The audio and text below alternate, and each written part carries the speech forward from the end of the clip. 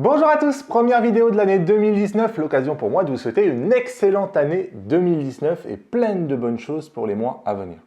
J'avais vraiment pas envie de commencer l'année 2019 en commençant par un test, par des comparatifs de piquets, tout ce qui impacte finalement pas tant que ça sur les photos qu'on va faire avec.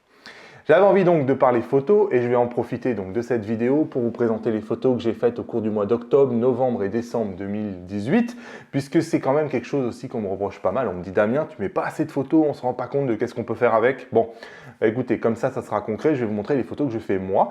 Ici, la sélection de photos que j'ai décidé de prendre, elle exclut complètement les enfants. Je vous écoute, on me dit ouais, tu montres trop de photos d'enfants. Allez, on vient les photos d'enfants pour cette sélection de photos-là. Je vais me concentrer sur les photos de paysage et les photos de macro que j'ai faites. Donc j'ai vraiment supprimé toutes les photos qui ne rentraient pas dans ce genre-là, en espérant que voilà. On va exit aussi le diaporama en musique que j'avais fait la dernière fois, puisque vous m'aviez dit on préfère tes commentaires. Donc on va les commenter ensemble, on va les regarder petit à petit. Allez, c'est parti, on va sur l'ordinateur et on commence. La première série, donc c'est deux séries principalement, vous allez voir. Il y a une série que j'ai faite au 5 Terre en Italie et il y a une série que j'ai faite dans un marché de Noël, qui est un des plus beaux marchés de Noël de France, sur lequel je suis allé m'amuser. Donc évidemment, il va y avoir des thèmes très récurrents dans cette série de photos que je vais vous présenter. Donc ici, une photo des 5 Terres. Pas grand chose à dire, si ce n'est que c'est une des photos exemple que je vous avais montré quand j'avais fait le test du 8-16 et où j'avais manqué d'angle en fait. C'est-à-dire que sur cette photo-là, j'avais vraiment envie d'avoir la courbure et qui ramenait au sujet comme ça.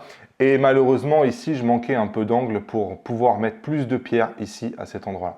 On voit la netteté, à quel point, vraiment, je le répète en permanence, mais moi, j'ai zéro problème de netteté sur mes photos.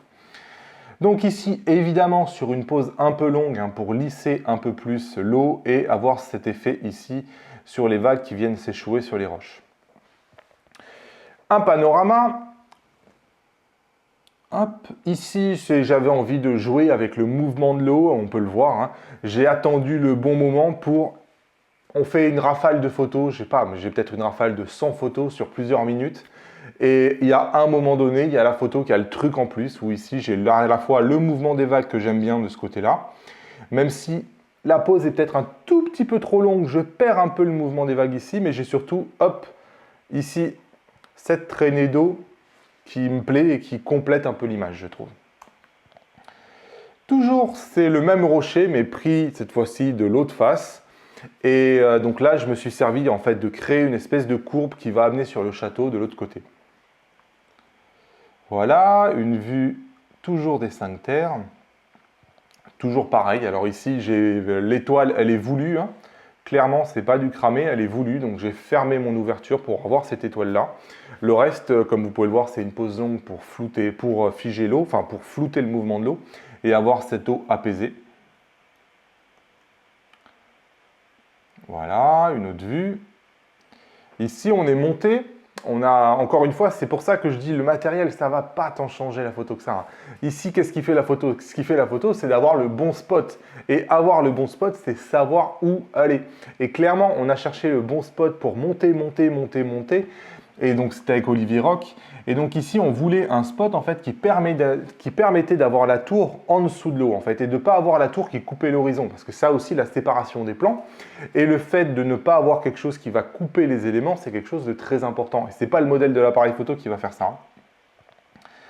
Donc ici, le reflet dans une flaque. Donc ici, c'est une photo, c'est dommage, je n'ai pas la photo sous la main, la photo des coulisses, mais on est allongé sur le sol. Il y a une flaque qui est grande comme ça en gros. Donc là, elle paraît énorme, mais en fait, elle est toute petite, quoi.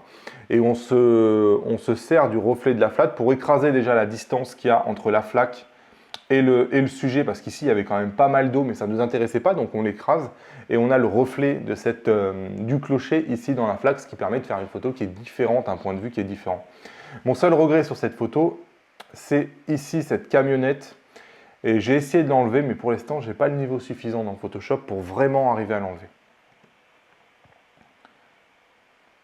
Mais je vais y travailler en 2019. Allez, une autre photo, encore une fois, là c'est une pose très très longue, on se sert du mouvement des nuages pour tracer des lignes directionnelles vers son sujet, évidemment un peu de dodge and burn, etc. pour essayer de donner du contraste à la scène. Toujours pareil, ici sur une scène, alors là on voit bien la compression des plans en jeu, malheureusement En paysage, la compression des plans, des fois, ça ne rend pas des grands services. Ici, on a des plans qui vont se succéder, mais on a vraiment l'impression qu'ils sont collés, en fait. Tout simplement parce que je suis avec une longue focale, hein. Ici, je suis à un équivalent 200 mm. Et effectivement, on a l'impression que tout ça se touche, finalement. Et bon, j'ai quand même passé une bonne dose de Dodge and Burn, hein. Si je vous montre cette photo, je vais vous la montrer quand même. Avant son développement, voilà, la photo avant développement, elle est comme ça. Donc c'est une photo sur laquelle il y a eu beaucoup de contrastes rajoutés, beaucoup de Dodge and Burn pour essayer de vraiment faire des choses. C'était la tempête, hein, clairement, c'était vraiment la tempête. Allez, toujours une photo, Porto Venere. Ici, encore une fois, tout a été dans la recherche du spot pour avoir un spot qui permettait d'avoir le clocher plutôt dans l'eau que plutôt qui coupait l'horizon. Toujours pareil, pose longue, travail des couleurs, Dodge and Burn. Voilà, ici une photo en ultra grand angle où vraiment on fait le tour complet avec la roche qui encercle bien l'eau. Ici, j'ai pas voulu te faire pose longue parce que j'aimais bien justement ce mouvement qu'on avait ici dans les vagues. Merci Lightroom d'être aussi lent, bon c'est pas grave. On continue, toujours pareil, pose longue, mouvement dans les nuages. Cette fois-ci, c'était au moment du coucher de soleil, ce qui permet d'avoir vraiment ce dégradé entre l'endroit où est le soleil qui va devenir très très blanc et des nuages qui vont devenir très très noirs de l'autre côté.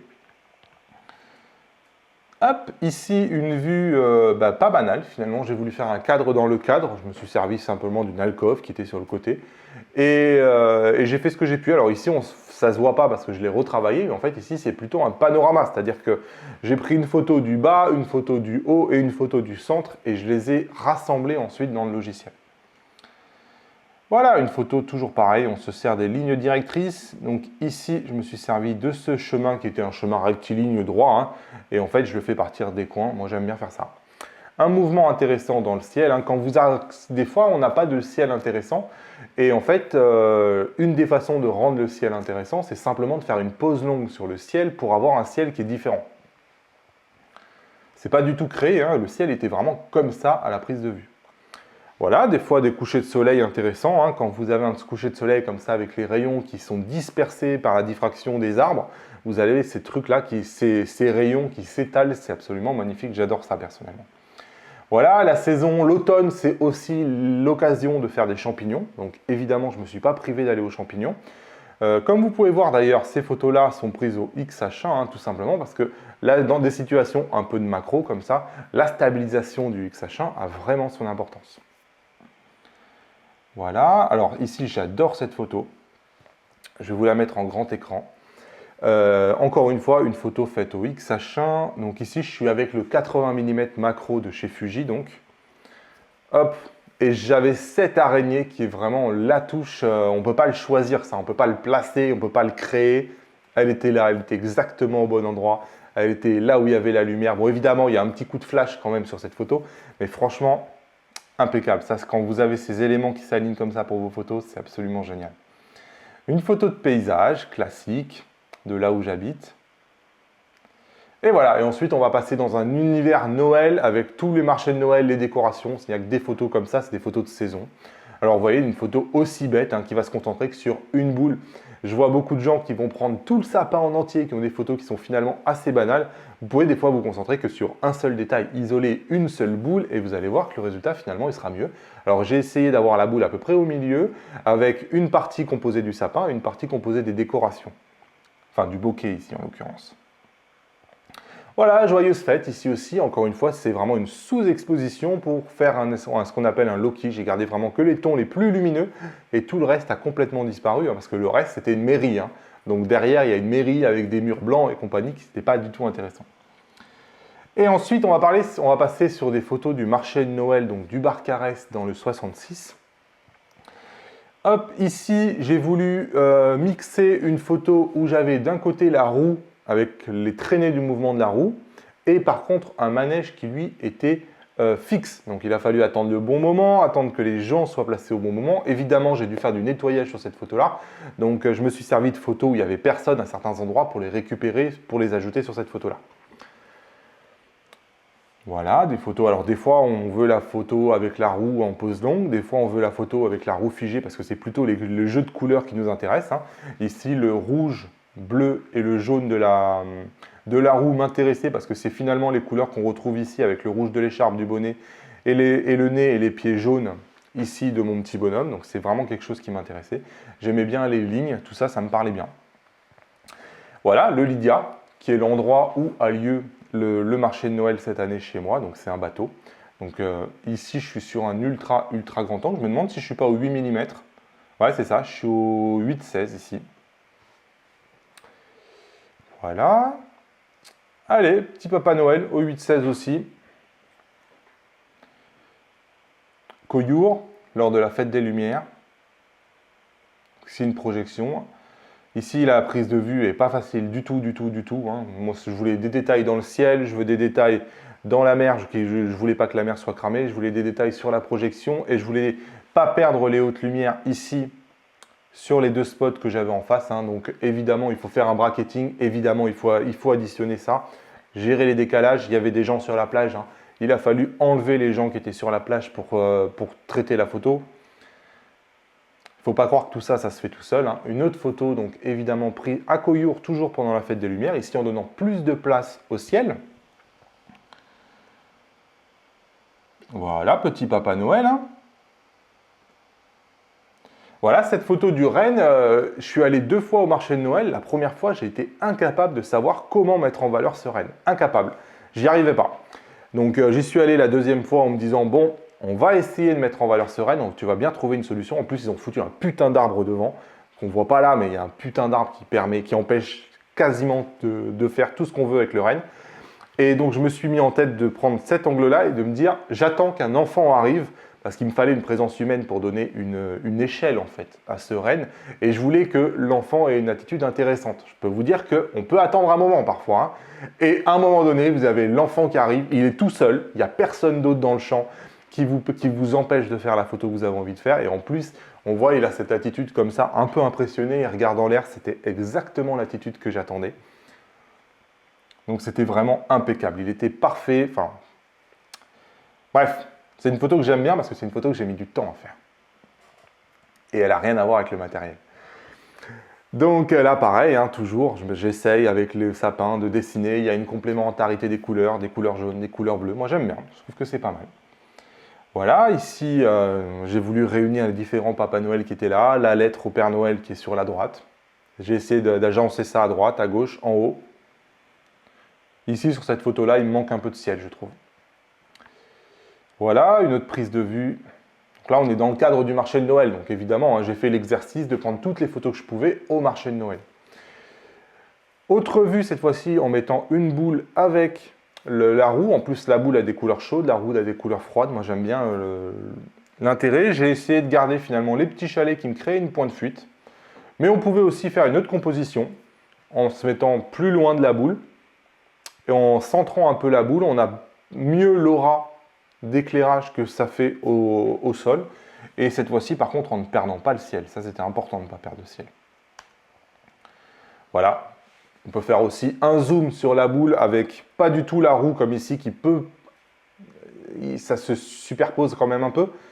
Donc on peut aussi faire un focus uniquement sur la boule. Hein. Je pense que ça marche aussi. Toujours une fois en plus qu'on est sur de la terre. Donc on est sur du sable. C'est très orange. C'est vraiment intéressant au niveau des couleurs. Et voilà. Et c'était la dernière photo de ma sélection. Donc des photos évidemment orientées paysage et thème de Noël avec des champignons au milieu. En termes d'exif et compagnie, alors on en a vu une partie. Les photos, comme je vous ai dit, elles sont majoritairement prises aux X-T3, mais il y a quand même 30% des photos qui sont prises au XH1. Les objectifs que j'ai utilisés, c'est principalement les objectifs, les zooms haut de gamme de chez Fuji. Donc vous avez le 10-24 qui est l'optique que j'ai le plus utilisé puisque c'est mon optique de prédilection pour les paysages. Un peu le 8-16.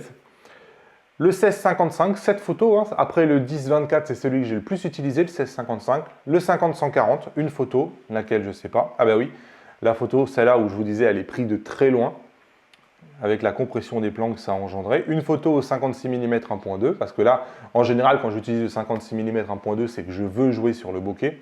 Donc ici, je voulais à tout prix un bokeh maximal. Ici, pareil. Et une photo au 80 mm qu'on a vu tout à l'heure avec l'araignée. Donc, les exifs, là, normalement, ils vont s'afficher. Ils s'affichent, hop, à la vidéo. Je vous engage à mettre pause si vous voulez voir les exifs. Hop, je vous mets les photos d'en bas. Mais rappelez-vous que les exifs vous indiquent finalement pas grand-chose, d'autant plus quand vous avez plusieurs photos qui sont fusionnées. C'est surtout le travail de composition, le travail de post-traitement, du choix des couleurs ensuite lorsque vous êtes sur l'ordinateur qui va faire que vos photos vont se démarquer des autres ou non. Bon voilà, comme vous avez pu voir, moi je suis toujours ravi de mes Fuji, je continue d'utiliser ça pour mes photos personnelles et j'en suis absolument ravi et visiblement je ne suis pas prêt de changer. Voilà, ensuite les photos, j'avais juste envie de commencer l'année en vous disant que il faut aussi penser de temps en temps à regarder des photos. Donc ici je vous ai montré mes photos, mais vous avez différents livres. Alors ici je vous ai montré, ça c'est le livre de Sébastien Roignan. Donc, que vous pouvez aussi acheter sur le site de Sébastien. Donc là, on est dans de la photo artistique, on est dans de la belle photo. Vraiment, dans la photo ultra travaillée, ultra post-traitée, très artistique. Chaque tonalité de couleur, ici, c'est du noir et blanc. Donc, tous les contrastes sont millimétrés. C'est vraiment du travail d'orfèvre. Vous avez, si vous ne le connaissez pas, ce livre, hop, qui est le livre qui est édité par l'AFP chaque année. Donc ici, c'est l'édition 2018. Vous avez des centaines de photos sur l'actualité 2018. Bon, évidemment, je tombe sur celle-là de la Coupe du Monde, mais vous avez les meilleures photos qui ont couvert chaque événement. C'est très intéressant aussi de voir comment sont capturés les sujets, qu'est-ce qui a été inclus, qu'est-ce qui n'a pas été inclus, comment la photo a été traitée. C'est quelque chose qui est vraiment extrêmement intéressant. Et si vous cherchez des pistes pour avoir des photos qui sont moins banales, pour avoir des idées, le livre de référence pour moi, ça continue d'être celui de Michael Freeman, 50 pistes créatives. Ici, c'est un livre qui va vous donner, je le prends au hasard, je l'ouvre, hop, l'invité surprise. Et bien voilà, l'invité surprise, moi tout à l'heure, c'était l'araignée. Donc clairement, je ne sais pas si vous y voyez quelque chose, je pense que c'est cramé vu le retour. Mais clairement, c'est un livre qui va vous expliquer comment faire en sorte que vos photos se démarquent des autres et deviennent de moins en moins banales. Bref, j'avais envie de commencer l'année en photo, en regardant des photos, en parlant de livres photos. On aura multitude de vidéos qui parleront matos un autre jour. La prochaine vidéo sur la chaîne, a priori, sera mon vlog de rentrée comme je fais à chaque rentrée depuis 2 ans. Et moi, je vous dis une excellente année 2019 encore une fois et à bientôt sur la chaîne. Salut!